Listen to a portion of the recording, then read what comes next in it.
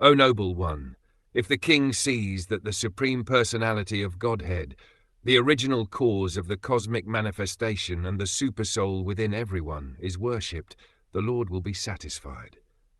It is a fact that the government's duty is to see that the Supreme Personality of Godhead is satisfied by the activities of the people as well as by the activities of the government.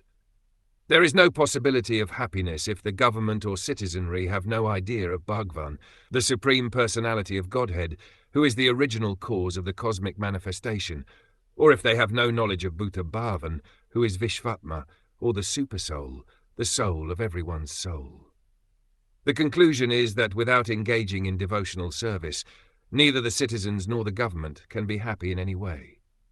At the present moment, neither the king nor the governing body is interested in seeing that the people are engaged in the devotional service of the Supreme Personality of Godhead.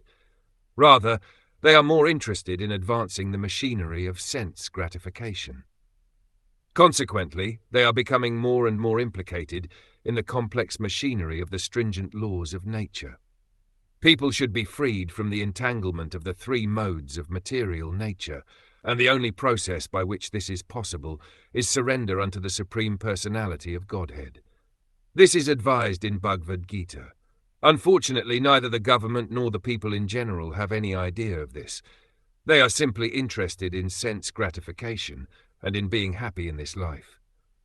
The word Nija Shasani, in his own governmental duty, indicates that both the government and the citizens are responsible for the execution of Varnashram Dharma.